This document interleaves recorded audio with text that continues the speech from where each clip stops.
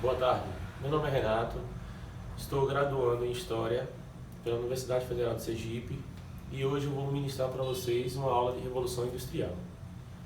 O que foi a Revolução Industrial? Foi um processo de grandes transformações econômicas e sociais que começou na Inglaterra no século XVIII. A principal particularidade dessa revolução foi a substituição do trabalho artesanal pelo assalariado, com o uso de máquinas. A partir daí, a manufatura deu lugar à maquinofatura. Mas o que seria a manufatura? A manufatura era o trabalho manual, onde participavam de toda a etapa do trabalho, o trabalhador, e a produção era em oficinas. Já a maquinofatura utilizavam máquinas, eram rígidas a divisão de trabalho e a produção era padronizada. E eles produziam tudo em fábricas. Pioneirismo inglês. Por que a Inglaterra foi a primeira? Vou citar para vocês agora algumas das condições que favoreceram. Primeiro, acumulação de capitais, que foi dinheiro da coroa devido à pirataria. Segundo, supremacia marítima, colônias que forneciam matéria-primas de consumo e atos de navegação. Terceiro, cercamentos. Cercamento de terras e expulsão dos camponeses. Quarto, investimento privado e incentivo do governo, que foram ferrovias construídas, créditos para as indústrias. 5. Revolução Gloriosa, criação de leis que favoreceram os burgueses. E 6. Carvão mineral, rico em fontes de calor, além de ser usado para fazer ferro, mais resistente e barato. Substitui o carvão vegetal. Principais avanços tecnológicos. Primeiro, temos o motor a vapor. Depois, um motor a vapor mais modernizado, por James Watt. Temos também um TA a vapor. A embarcação a vapor. E a locomotiva a vapor.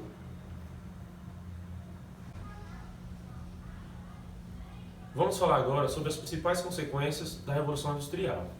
Primeiro, a exploração do trabalhador, que foi devido às longas jornadas de trabalho, sem direitos trabalhistas, péssimas condições e trabalho infantil. Segundo, a mundialização do comércio, que foi a exportação do produto inglês para o mundo. Terceiro, temos a alteração das paisagens, que é a poluição das paisagens. Quarto, o barateamento da produção, que teve mais produção, mais custo, menos preço e mais consumo. Quinto, a concentração de renda,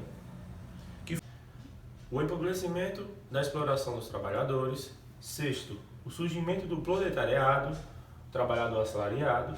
E sétimo, o surgimento de movimentos sociais, o ludismo, sindicatos e o cartismo. Vamos falar agora sobre o ludismo. O que foi o movimento ludista? Foi um movimento que era contrário aos avanços tecnológicos, protestavam contra a substituição da mão de obra humana por máquinas. O nome do movimento deriva do seu líder, Ned Ludd. Eles eram conhecidos por quebradores de máquinas, pois invadiam as fábricas e quebravam as máquinas e equipamentos que consideravam os responsáveis pelo desemprego e as péssimas condições de trabalho. O movimento perdeu força com a organização do primeiro sindicato. Vamos falar agora sobre a organização das classes operárias, os sindicatos, ou trade unions. Com o surgimento das fábricas, surgiu também os trabalhadores assalariados, que eram bastante explorados. Com isso, o surgimento dos sindicatos. Em 1824, o parlamento inglês permitiu que as primeiras associações operárias fossem legalizadas. Os sindicatos tinham como objetivo a luta contra a exploração capitalista, passando assim a fixar salários para a categoria e a regulamentação do salário em função do lucro. Vamos falar agora sobre o cartismo. O que foi o cartismo? Foi um movimento que nasceu em Londres em 1837 com uma associação de trabalhadores que enviaram ao parlamento uma carta do povo, que exige o voto secreto, o sufrágio universal masculino e a renovação anual dos membros do parlamento. Com isso, o parlamento se recusa a aceitar a carta, onde desencadeou uma onda de greves, manifestações e prisões. Fases da Revolução Industrial. A primeira fase. A primeira fase foi no fim do século XVIII, onde teve a construção das máquinas a vapor, as filadeiras e as ferrovias, a utilização do carvão e metais, e marca a transição da manufatura para a maquinofatura. Na segunda fase, no fim do século XIX, surge a eletricidade, motor a combustão e petróleo, fundição de aço e dá-se o início das tecnologias de comunicação. Já na terceira fase, nos anos de 1960 a 1970, até o final de hoje, temos a biotecnologia, a nanotecnologia, a megatrônica, satélites e fibra de ótica. Essa aula de hoje foi um breve resumo sobre a Revolução Industrial, e se você gostou, deixe aí seu like e se inscreva no canal.